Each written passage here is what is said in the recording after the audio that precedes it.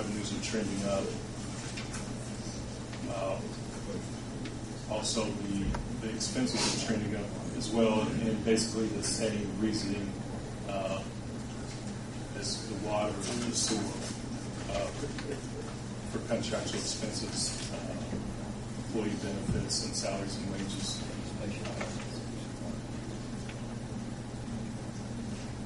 And also your non-operating revenues. The sewer's a little bit different.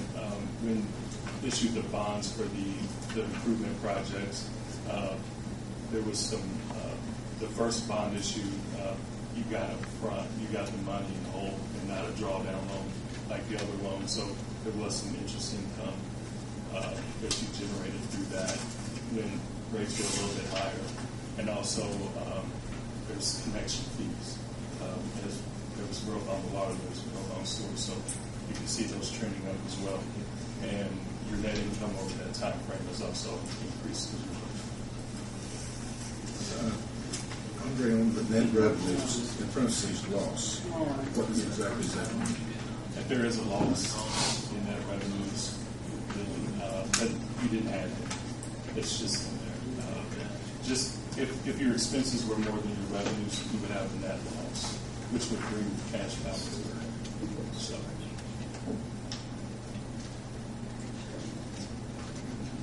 And just like the sewer, the cash balances have been increasing over that time frame as well. And like I said earlier, that you did have construction fund because you did get the money in front. This does not include that. That would distort the graph a little bit, basically showing that you generated more through operations.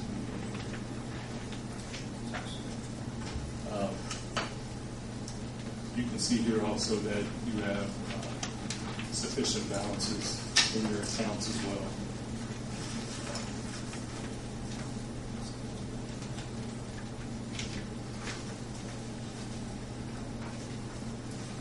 Just like the water bond ordinance, the sewer bond ordinance, you have certain covenants that you're required to meet, and you are meeting those currently. Now, on the cash balances, though, that's showing money that we have borrowed, ready to pay out, correct? No, well, except the construction fund, the other accounts have been generated through rates. As you manage your utility correctly over time, you generated these cash balances. So other than the construction fund, I don't believe there's any other funds borrowed. But these funds are the minimum balance. That middle column shows that even that money is restricted by the bond ordinances that you have. So, for instance, SRF requires you to keep a reserve account. And that reflects that back on the cash balances. Right. So, for instance, you go ahead. Yeah, like if you go back to the last graph, that last year of about almost $5 million, that's pretty much what your total for your balance as of March 31st is. So those two correlate.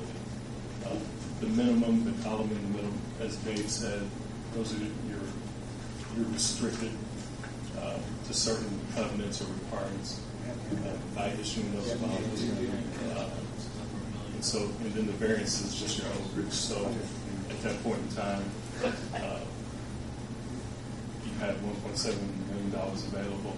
Also, the improvement fund, the minimum, we're basing that, even though there's no requirement within your bond ordinance, we typically suggest that you should have at least 1 year's appreciation in that account. As your system gets older, things need to be replaced. Just so you don't have a rate shock, you have the money available that you can use those funds on hand. So you don't have to raise rates just in case something big happens or something.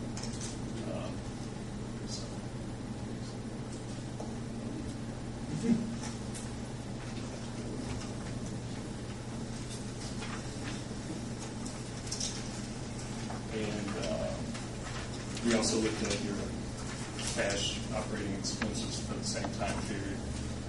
And same adjustments that we made on the water, they're pretty similar. So we come up with pro forma cash operating expenses of $1.6 million. No rigorous operations.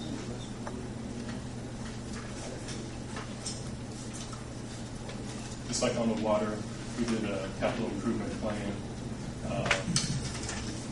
This one's a little bit different in that from the total improvements that would need to be funded through revenues, we subtracted cash on hand. Your sewer utilities are a little bit better financial shape than the water. So, and as you can see back on that minimum balance page, there was monies that we could use to offset the cost.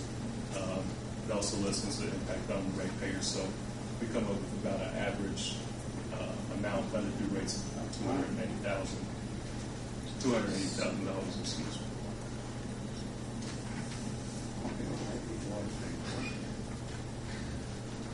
And in the sewer presentation, there's also an itemized list that details what those totals are.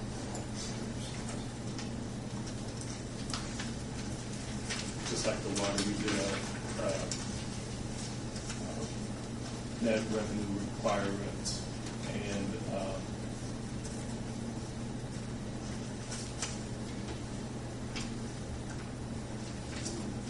this one is a little bit different.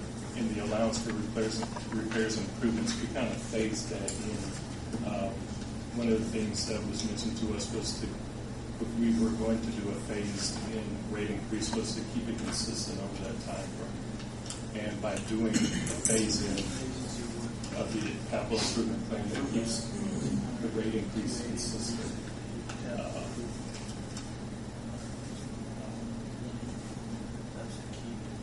Another thing I'd like to point out is also the summer sprinkler credit. In the summertime, people use the sprinkler to water their lawns, and a lot of times the sewer bill will go up, even though they're not flushing the toilet. So one of the things that we looked at was doing a summer sprinkler credit. That's really based on the relationship between the summer months and the winter months. I looked at 4 summer months and 4 winter months. It was about a 10% relationship. So I reduced residential revenues by that amount, and it's based up by the 4% rate increase per year. And you can see that there's a small, about 80 cents increase over the phases. So not a significant impact. And one thing I would like to point out is that both your water and sewer at that point in time, not as still assuming they are, we're in good financial shape. This is sort of looking out in front of the curve, and that if you stay out in front of the curve, you won't have any big shocks later on. And it's always good policy to look at rates, to adjust them. As costs go up and inflation a little bit, and as you can see, 3 and 4% aren't huge increases at that time. So, But looking at it, Andre, so not confused anymore. When I look at this, even if we went with what has been suggested here, which we don't have to, but it's not a total of 4 and 3% equals 7. no. It's approximately around 3.5%, I guess, increase. Is that about the way it works down on our water and wastewater? Wastewater is more expensive, isn't it? So you'd be looking somewhere around 3.75% increase. Yes, overall, yes. Well, it'd be roughly $1.30 for water and sewer per month. So I think it's phase 1 is like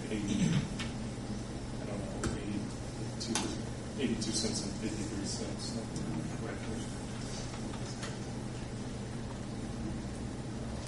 What are we talking about on average use? You're saying about 30, For the average, which is what? 533